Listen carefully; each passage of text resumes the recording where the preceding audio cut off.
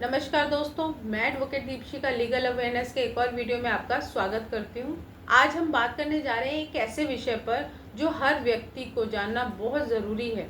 चाहे आप लोन लेने की सोच रहे हैं या लोन ले चुके हैं, या फिर आप लोन लेने के बाद आपकी जो ईएमआई है वो डिफ़ॉल्ट कर गए हैं और आपने लोन लेने के समय ईसीएस मैंडेट लगा रखा है और आपका जो ऑटो डेबिट है यानी कि ईसीएस बाउंस हो गया है। तो जानेंगे क्या होता है जब आपका ईएमआई या कोई और पेमेंट ऑटो डेबिट नहीं हो पाता है, क्या बैंक जुर्माना लगाता है और क्या आप पर कानूनी कार्रवाई हो सकती है। हम जानेंगे इस पूरे मामले को पेमेंट एंड सेटलमेंट एक्ट 2007 के तहत आसान शब्दों में उदाहरण के साथ। तो वीडियो को शुरू करने से पहले वीडियो को लाइक ज़रूर कर दें और अगर चैनल पे नए हैं तो चैनल को सब्सक्राइब कर दें और अगर कोई भी क्वेरी है तो कमेंट बॉक्स में कमेंट करके भी पूछ सकते हैं। तो सबसे पहले जानते हैं ईसीएस बाउंस होता क्या है।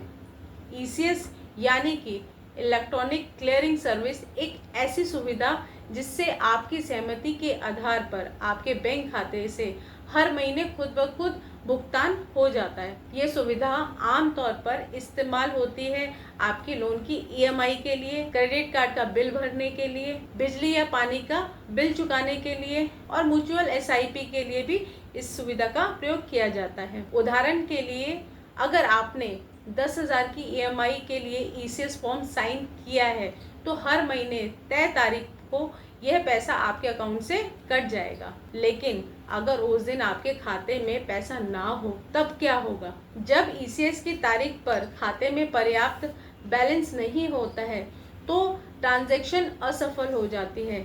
इसे ही कहते हैं ईसीएस बाउंस, यानी कि आपकी ईएमआई बाउंस हो गई है। फर्क सिर्फ इतना ही होता है, इसमें पेपर चेक की जगह पर एक डिजिटल अनुमति होती है और ईसीएस बाउंस होने पर बैंक कुछ पेनल्टी शुल्क वसूल करता है और अगर यह भुगतान किसी कानूनी जिम्मेदारी से जुड़ा है जैसे लोन का बकाया, तो आपके खिलाफ आपराधिक मामला भी चल सकता है। अब इसमें क्या कानूनी प्रावधान होते हैं, अब जानते हैं इसके लिए कानून क्या कर सकता है या क्या कहता है।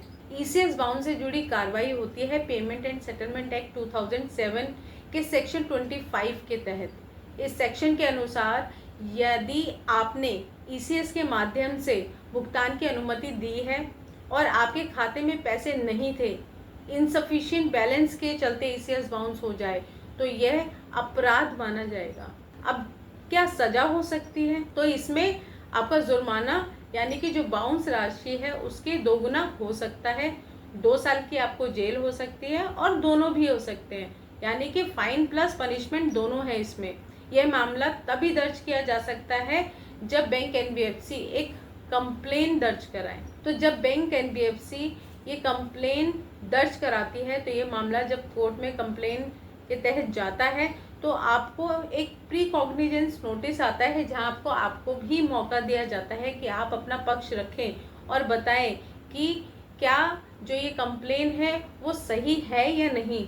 अब शिकायत की प्रक्रिया क्या है। अगर बैंक एनबीएफसी को ईसीएस बाउंस के कारण पैसा नहीं मिला तो बैंक एनबीएफसी पहले आपको ईसीएस बाउंस के तहत 30 दिनों के अंदर एक लीगल नोटिस भेजता है, फिर 15 दिनों के अंदर प्रतीक्षा करता है आपके जवाब का और उसके 15 दिन के बाद भी अगर भुगतान नहीं हुआ और आप कोई भी लीगल नोटिस का रिप्लाई जेन्युइन तरीके से नहीं करते हैं तो बैंक एनबीएफसी 30 दिन के अंदर मजिस्ट्रेट के सामने शिकायत दर्ज कर सकता है। और जब कोर्ट में शिकायत दर्ज हो जाती है तो आपके पास प्री कॉग्निजेंस का नोटिस आता है कोर्ट के माध्यम से।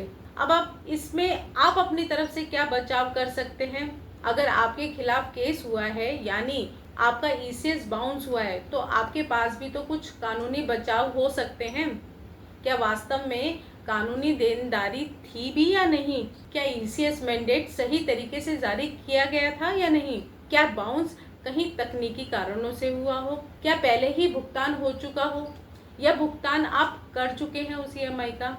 इन सब का मूल्यांकन न्यायालय करेगा और यह देखेगा कि क्या भुगतान करने की वास्तविक कानूनी ज़रूरत थी या नहीं। तब तक आपके पास अपना पक्ष रखने का पूरा मौका होता है। अब यहाँ पर सवाल उठता है कि ये जो केस होगा वो सिविल होगा या क्रिमिनल होगा। ईसीएस बाउंस के मामले में दोनों प्रकार की कार्रवाई की जा सकती है। सिविल केस यानी कि बकाया राशि की जो वसूली के लिए करा जाता है, और आपराधिक केस आरोपी पर दंडात्मक कार्रवाई के लिए।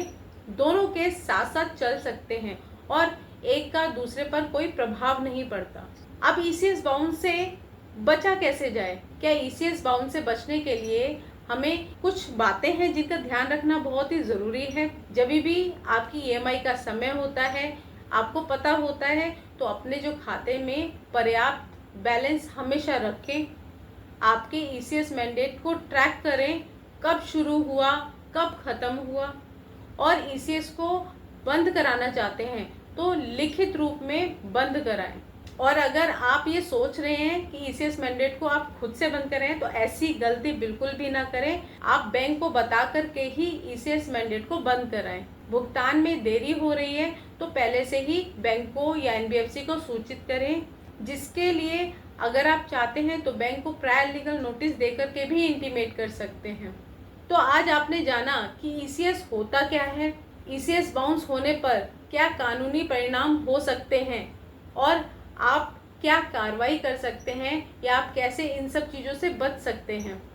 अगर आप पीड़ित हैं या आप आरोपी हैं, दोनों ही परिस्थितियों में कानून आपके अधिकार और दायित्व स्पष्ट करता है। फिर मिलेंगे एक नए कानूनी विषय के साथ। आज का वीडियो यहीं तक। वीडियो को अंत तक देखने के लिए बहुत बहुत धन्यवाद। नमस्कार।